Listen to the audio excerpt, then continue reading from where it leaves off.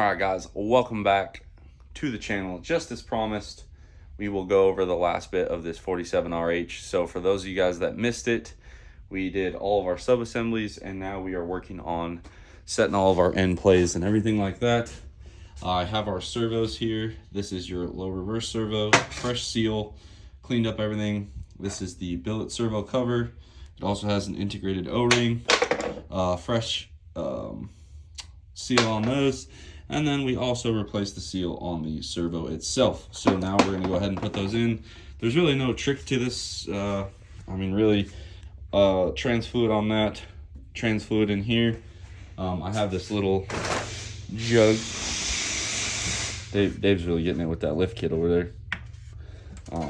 Nothing fancy here. Just kind of squirt a little bit of sauce in there, a little bit in there, and you're ready to install this one. Pretty simple. I don't usually ever fight the low reverse too much. It goes in pretty easy. This spring goes in here. This goes this way for most applications. Yes, I am aware there's a few that don't, but that's normally how they go. We'll put that in there with this snap ring. On the second gear servo, you're gonna want to also apply some lubricant there. And you're going to, this one, you kind of start a little crooked, and then you will kind of rotate it in like so. And it's got to be straight, or else that top hat will not seat in the case like that. Shouldn't fight it too much unless it's one of those billet ones. This one, spring goes on like that, cover, snap ring. So I'm gonna get the servos installed here, and then I'll pick this back up and show you. We have our only time you really need special tools on this, that I guess you could make these, but for the money, guys, it's really not worth it. You're gonna put this in, should fall in like so, just like that. And then you need this piece of bar stock. Now, if you're gonna use the book measurement, this bar stock really is just a measuring device. It is, I think 500 thou. Yeah, so it's like a half inch thick piece of plate there. So first measurement, you're going to measure down onto that piece of bar stock. We got 770. Oh, shout out to Ryan Riddle. We'll double check that measurement. 769.5. So very close there. Then you're going to take your book right here, and we are doing the Overdrive. I already did all that. Okay, so there is the part number for the tool for pressing the Overdrive together. And then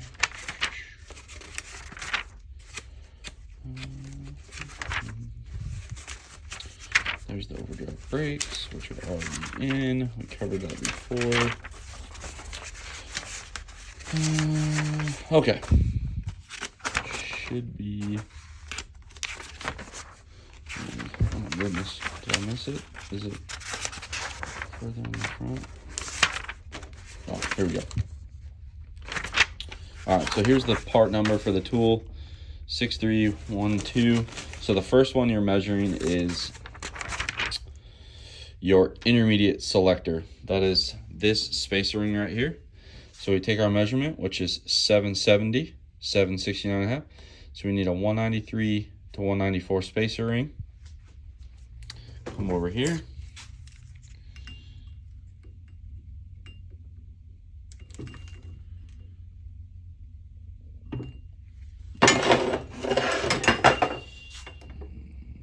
So we have a 164.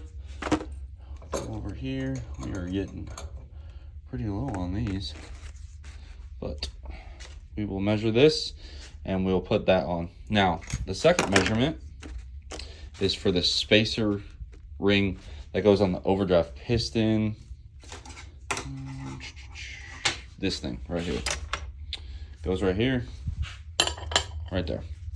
So to do that, you measure the distance from the top of this tool to this hub here. It looks kind of like this.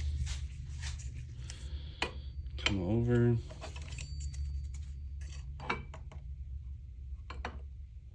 .1824. They say to measure it in about 3 places.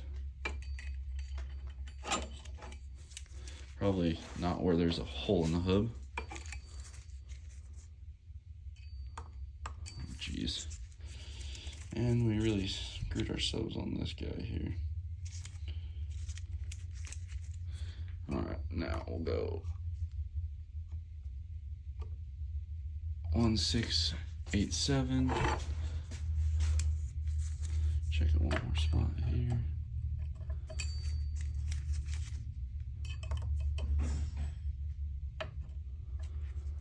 .1629. So since that one was so far off, we will double check our measurement. All right.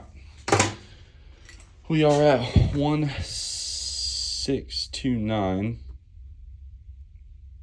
Dyslexia strikes again. We're actually at 1827. So 1827. So we need a 183, 185. I always measure what the tranny had on first. So we will. So a little bigger than it needed to be. Not a big deal.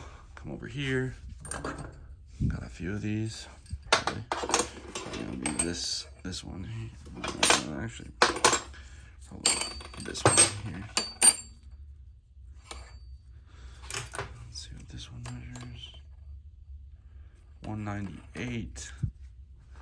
Come over here. 1827. So 198. We need the next smaller one.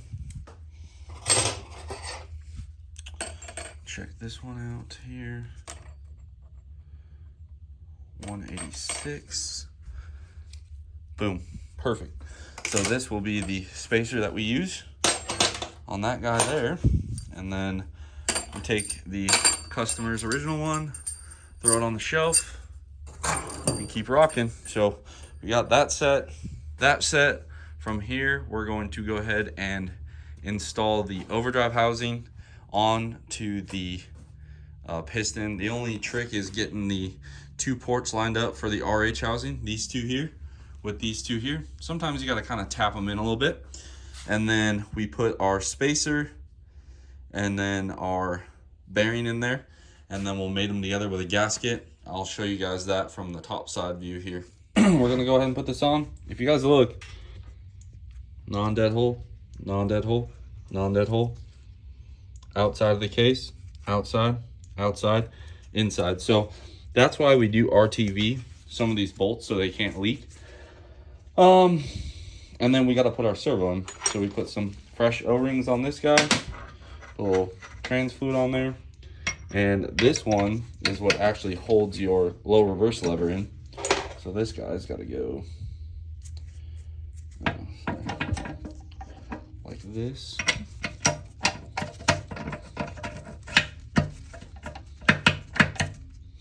And then usually just kind of give it a little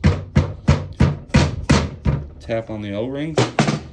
And then if you look, this one that the low reverse band rides on also has to go in. Then you can bolt it on. Do not make that mistake, because then you will be pulling this off like I have many, many times over.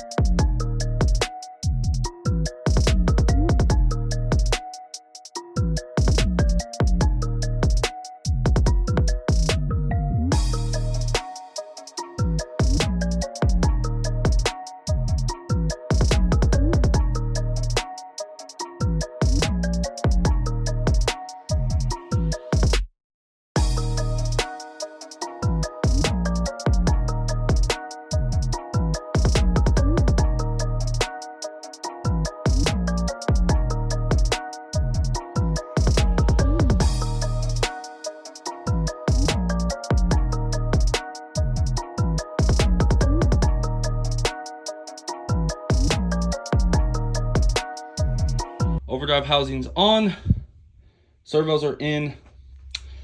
Now we will start on the Planetary gear set. Again, this came with a 5-pinion aluminum, 4-pinion aluminum. It's leaving with a 5-pinion steel, 6-pinion rear. So what I do is I'm going to get this hanging from the ceiling because it's a 2-wheel drive. I won't be able to like stack it the way I normally do. So we'll get it hanging from the ceiling. From there, I will build up the Planetaries and we will get the Planetary low reverse drum set in there and moving right along. So we get the stand made. This is how we do it. Couple of lag anchors up there, ratchet strap, boom, guys, you're ready to go. So we will start stacking this up. Basically from here, we're going to put our low reverse drum in, as well as our bushing snap ring that sits right there. And from there, we'll stack out our Planetaries. One of the many upgrades that we do is this is your factory plastic forward drum, low reverse drum bushing. Here's the bronze one. Loopholes go on the bottom. There's our brand new sprag. I replaced the sprags in all of them, except if it's like a refresh, obviously I might let it go. It just depends. The only trick I'll give you on the sprag is rotate it one way, because it's a one-way sprag. See how it turns the whole case when I try to turn it that way, but when I rotate it this way, it spins freely. And then again, you put your bushing with the loop holes down. And if you ever get confused, just think this thing actually spins here, right? So the loop hole needs to be on there because this is stationary. Then we'll put our snap ring in and make sure, obviously, your low reverse band is in, because you can't get it in, and every time you pull this in and out, you run the risk of losing a bunch of those little needles and springs on the sprag. But just make sure it's seated like so. Snap ring goes in. I've never had a reason to check this measurement, so as long as the snap ring fits, I usually let it go. This is also when most guys realize they forgot this pin for that, or they forgot to put their lever in. So yep, while we're here with it in this orientation though, we will throw our where'd you go, our 4-2 lever in. Goes right here like so. Drop this pin in through the front here, wiggle her around until she drops in like so. Now we got our second gear servo lever in. We put a pipe plug there. It looks like this, remember? A little thread sealant on there. Tighten that in so we don't lose that. Here we are. We have his 5-pinion steel front planet. And since we had an aluminum one in there, we got to put our plastic wear ring in. That goes here. Obviously, there is a thrust that goes there. So you get a thrust there, put it into the ring carrier, or ring gear, okay? You guys look there, look there. So there's a thrust that goes here. Then we flip it over, and you guys look at the top. This is his 6-pinion steel. Thrust goes here. That thrust rides on this surface here, right here, right? Thrust goes here, ring gear goes on, and that's it, guys. So pretty simple. Intermediate shaft goes through. I'm gonna get you guys set up top here and watch me stack this.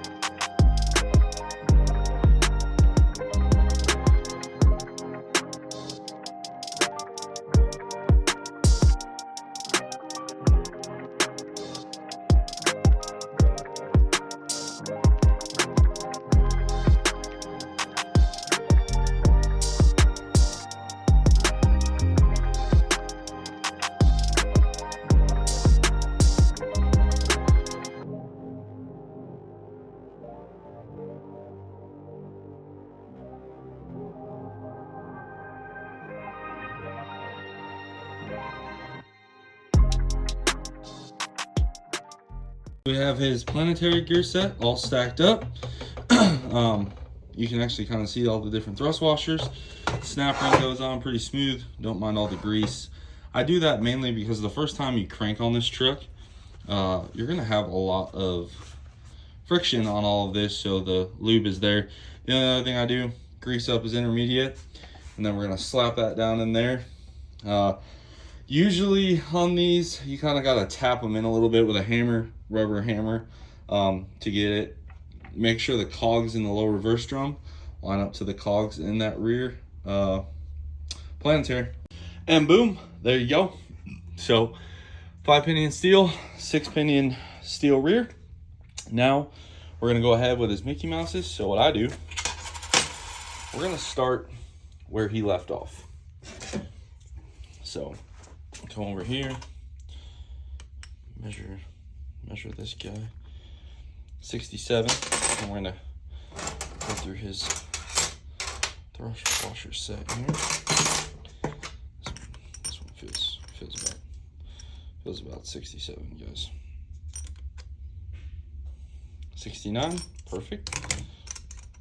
Take his old one of those, put this puppy right on there, and actually I'll put a little dollop of Daisy to make sure she stays there. Now we have to do the forward. So the only trick I'll give you guys on the forwards is you're gonna look, this can only go one way. There's the big gap there. You guys see how it's not perfectly symmetrical. Take a thing of grease, push it in there. That'll keep it from trying to make contact and sticking. So we got that in there. Now put a little bit of grease on the front top here, so it's got something to ride on. Same up here, little something, you know. Now from here, what you have to do is get all of these teeth together, and this is going to be one of the most difficult things to try and do one-handed, but we will give it a shot nonetheless. Here, let me just find my screwdriver.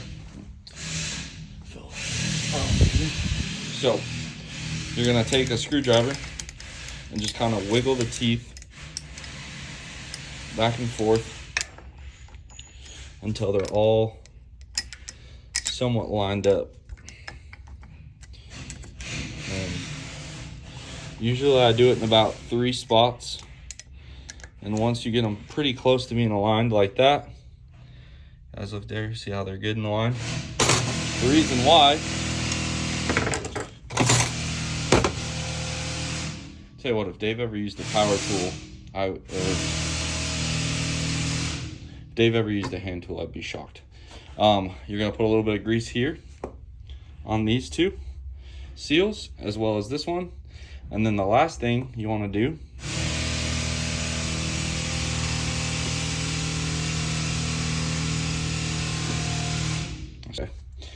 you're gonna take this pump spacer, or in this case, it's the input selective.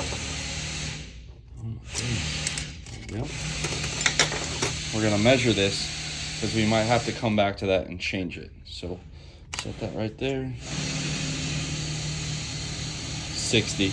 That's normally what I see on these, so we will give this thing just a little grease here so it stays put, like so.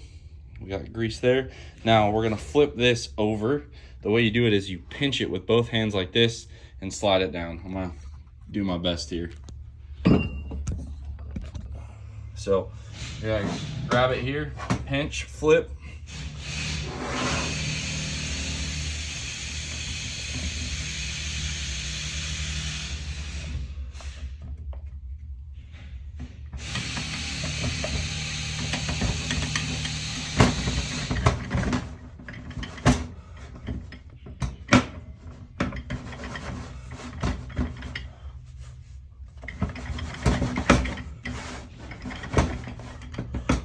There we go. And if you guys are looking down, you can kind of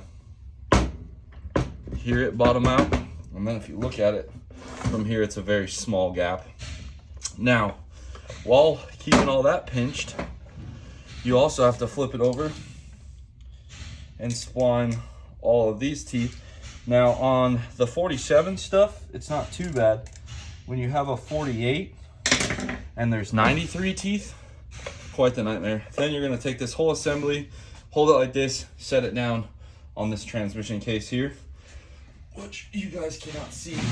And you can tell it's all seated down. You lift up, drop it, and you'll hear like a thud noise. And then you look down here, you definitely want this flange lug here to be below the sun shell. So this is your sun shell, this is your drag drum.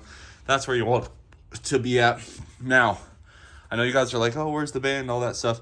I'm checking the end plate first. So I do that without a band in it. We'll put the pump on. The pump, it's really easy. Just bolt it down there with a gasket. I'm gonna try to get on this here.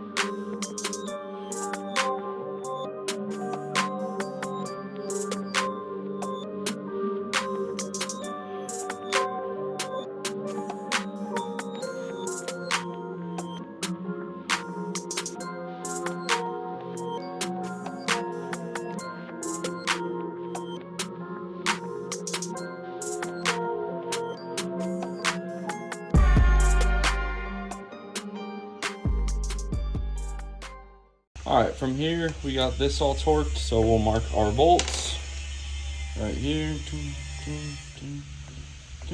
All right, do not leave those bolts loose. That's a great way to destroy the pump. We put assembly lube in there, we lined it up. Now I take my old oil pump gasket here, and you're just gonna set this down in here like so. Just like that. All right, we got our bushing on there. You guys notice I took the seals off because I'll replace them, but I don't put the seals back on, and that way the pump just drops in and out. I also leave the O-ring out the side. So what I'll do is I'll put the pump on, torque them, and then I'll show you guys how we check end play. So we got her all bolted in, torqued down. Now I'm gonna try and see if I can get you guys a decent spot here, but what I'm gonna do is come over here to this guy, and we're gonna put it right here and get our dial indicator set up, zeroed out. And then you're gonna take your screwdriver, sorry guys, you're gonna take your screwdriver in between the sun shell and that low reverse drum and pry up. And that is how you check your front end play. So this one has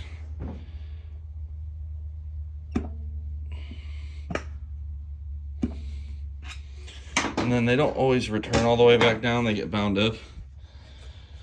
So push this all the way back down like so, and then we will double check our measurement again here. Guys, if only you had a camera watching me camera. 25. So we got 25 in the front, and then to check the rear, do is I come over here. Let me move this. All right, so I got it zeroed out. Now we're gonna check the rear. I rock this chair. Got about what?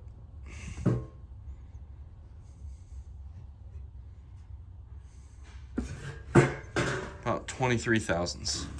All right, so in this case, we got 25 on the front, 23 in the rear. Kind of hard to show you guys and film. So we are good, nice and tight, just the way I like it on these trannies. Now, from here, we have basically accumulator spring, valve body, second gear band. I'll pull all this apart, put a fresh gasket on, put the O-ring on the pump, put the seals on the stator support, which is this guy right here. Put fresh ones of those on there. And then we will slip the band in, lever, strut, anchor. So I'm gonna go ahead and get this thing pretty much wrapped up. But on your pump, basically fresh pump gasket, fresh pump O-ring there. This is a core pump. We also did a new pump bushing, excuse me, as well as a new pump to torque converter seal right here. So we did all that. Now the only thing left is a couple incidentals, but normally you don't get this lucky. This is very strange that I'm not pulling it apart about 10 million times trying to get the end play, but as long as you have more in the front than the rear, whole point of that is if it bottoms out in the back, it doesn't start pushing on the engine coming forward. So we have good end play. Let's get this thing finished up. And just so we don't get accused of any hackery here, guys, we're gonna show you the, it's backwards. Oops. I'm gonna show you guys the fresh pump gasket right there, as well as the fresh seals there. Slap this puppy on, but first we're gonna put the band in. It's a mistake I tend to make quite often, so we'll get that slipped in. And last but certainly not least, we have our pump bolt washers. They're actually rubber and they seal. So what I do is I grab a pair of channel locks, grip the washer, unthread it, put the new ones on, and then we'll get this torqued on. Okay, pump is torqued. Like I said, I just rechecked the end play with everything fresh. 28 on the front, still 22 on the rear. I got to do my band adjustments, which we have covered before. The accumulator is pretty simple. Lube it up, throw it in there. We've covered the valve body and everything else many times over. So from here, I'm going to air check it. Once I air check it, I will put the valve body accumulator in. I will then set my band adjustments. Actually, I'll do that before the valve body. And then I will put the valve body in, torque it, and then we will finish it off with one of those beautiful PPE pans right there. Torque that, and I use the 48 gasket. Every trans that comes here gets the 48 pan gasket, even if it's a 47. So I have quite the collection of these cheap ones, but that's about it, guys. Put some paint on her, clean her up, send her down the road. Hopefully this unit goes for a very, very long time. It'll be going with a DPC. It's like in between a low stall and a stock stall. It's like a 1900 stall converter and a billet flex plate. That is going to be a wrap on the transmission video. Hopefully I gave you guys some of the specs that you guys were really after. Like I said, I tried to be as transparent as I could be with it. I'd love to show you the finished product of this. However, I just realized that the second gear servo spring that was supposed to come with the valve body didn't show up. So I'm currently just going to let it kind of hang out until the second gear servo spring gets here. Then I'll throw the valve body in. I did air check it. Everything turned out good. You guys saw the end play on the total as well as, or the rear as well as the top. We covered clutch clearance in the first video. We went over how to put the servos in, how to stack stuff together. I really, really hope this was as transparent as I can be. No holds barred, anything like that. So yeah, that's how I put them together. Like I said, this is a RH, so it's a little different than the 48 RE, 47 RE, but if you can wrap your head around this, other than the governor housing and how the valve body works, they are all very similar. And again, this one did get upgraded to the 5-pinion steel front planet, the 48 6-pinion steel rear planet. It did get the welded ring gears as well. So this thing's ready to go. Sonic's billet input shaft, GPZ clutches. Again, we took 4 out of his direct. We put 5 back in, so he's +1 there. We ran the step diesel overdrive brake steel, so he's +1 on the overdrives. And then you guys saw my theory in the first video on why the 4 friction in the forward is so important in my opinion. So again, just to highlight some of the transmission stuff we do here, if you want to buy a full transmission, I will tell you this right now, I am not the cheapest, I'm not the most expensive, and I'm not a person that's going to wheel and deal for your business. Like, you either want my product or you don't, and I would rather build 12 transmissions a year the way I want to build them versus selling 24 and be on the hook for a lot of liabilities. All of our transmissions leave here with a billet flex plate, a triple disc converter, a billet input shaft. They all come with the billet accumulators. They come with at least a billet second gear servo cover, billet lever, strut, anchor. They all come with the GPZ clutches, which are these right here, the GPZ clutches. They all come with new steels, new gaskets.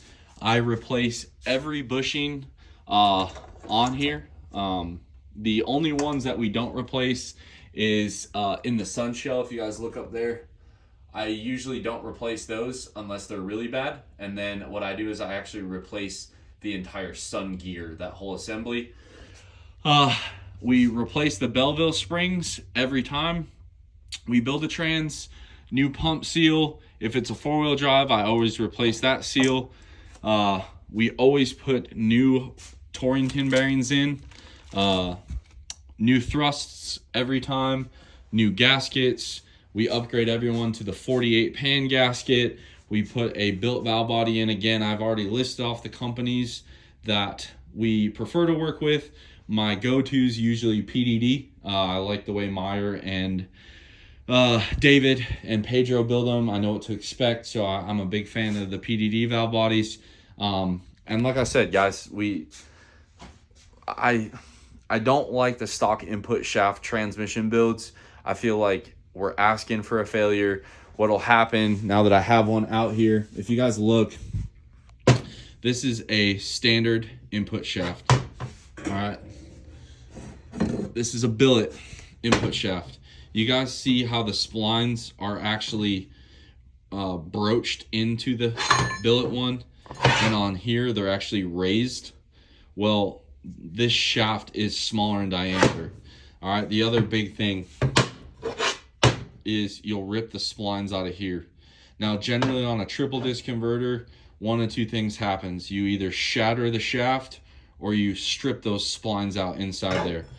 And that's why I only run the billet input shafts.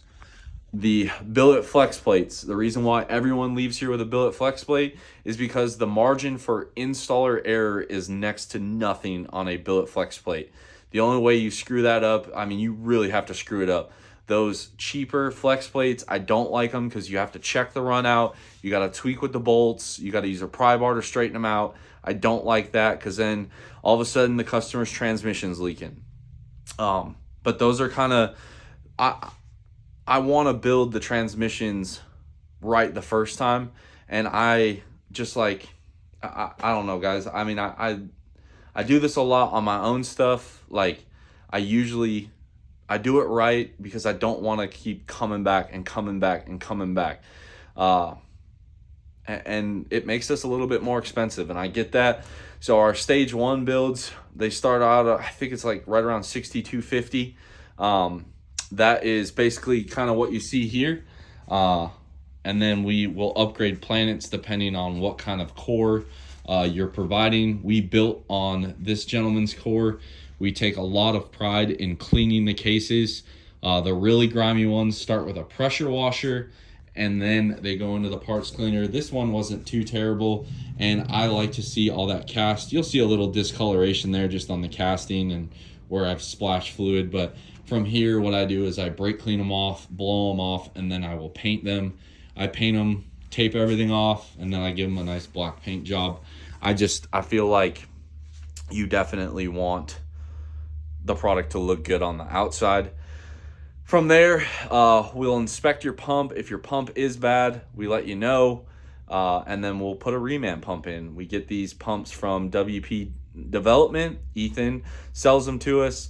They go through them. I've never had an issue with one of these pumps. I do put a lot of them in because a lot of people come to me when their trans is already broken, so they get a new pump. And you know, I want them built right, and unfortunately building them right does cost a little bit more money up front, but I feel like the quality over time is worth the investment. So that's kind of my take on transmissions. Like I said, if I build one a month, so be it. I'd rather build one a month, in my eyes, the correct way, than build 4 or 5 of the stock rebuilds and have everyone want my head when it doesn't work. So here she is, guys.